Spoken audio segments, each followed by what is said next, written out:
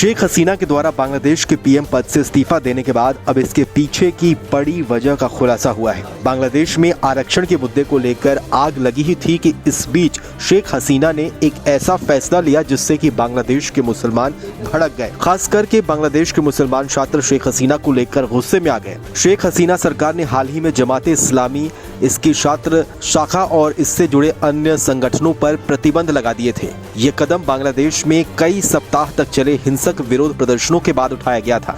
कहा जा रहा है कि सरकार की इस कार्रवाई के बाद से ये संगठन शेख हसीना सरकार के खिलाफ सड़कों पर उतर आए। बता दें कि जमाते इस्लामी का बांग्लादेश में अल्पसंख्यक हिंदुओं पर हमला करने में भी नाम आता है। एक मानवाधिकार संस्था ने अपनी एक रिपोर्ट में कहा है कि जमाते इस्लामी और छात्र शिविर लगातार बांग्लादेश में हिंदुओं को निशाना बनाते रहे हैं। बताया जा रहा है कि देश की सेना ने शेख हसीना को देश छोड़ने के लिए 45 मिनट का अल्टीमेटम दिया था। हसीना चाहती थी कि वो विदाई भाषण रिकॉर्ड करें, लेकिन अल्टीमेटम के चलते वो ये नहीं कर पाई और उन्हें देश से भागना पड़ा। हालांकि बांग्लादेश में ऐसे हालात क्यों बने, इसके पीछे भी कई बड़ी वजह है। बांग्लादेश में आरक्षण के मुद्दे पर बीते कई दिनों से प्रदर्शन चल रहे थे। हजारों की संख्या में छात्र आरक्षण के मुद्दे पर सड़कों पर थे।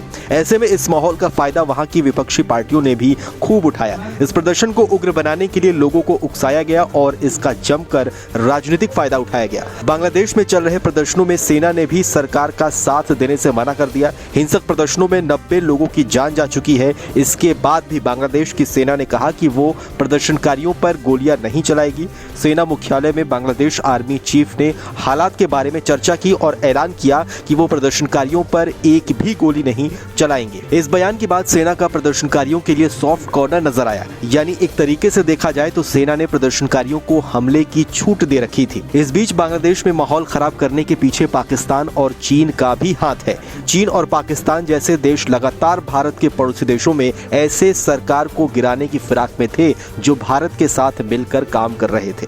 मालदीव, श्रीलंका, नेपाल और अब बांग्लादेश में शेख हसीना की सरकार का गिरना चीन और पाकिस्तान के लिए फायदे का सौदा है। बांग्लादेश की सिविल सोसाइटी ने पाकिस्तान उच्चायुक्त पर कट्टरपंथी छात्र प्रदर्शन को समर्थन देने का आरोप लगाया है। पाकिस्तान अंदर खाने छात्रों को समर्थन के जरिए बांग्लादेश के आंतरिक मामलों में हस्तक्षेप कर रहा है। इस रिपोर्ट में खुलासा हुआ है कि पाकिस्तान मिशन पाकिस्तान समर्थक जमात से जुड़े छात्र प्रदर्शनकारियों के एक वर्ग के समर्थक हैं जो बांग्लादेश में प्रतिबंधित है।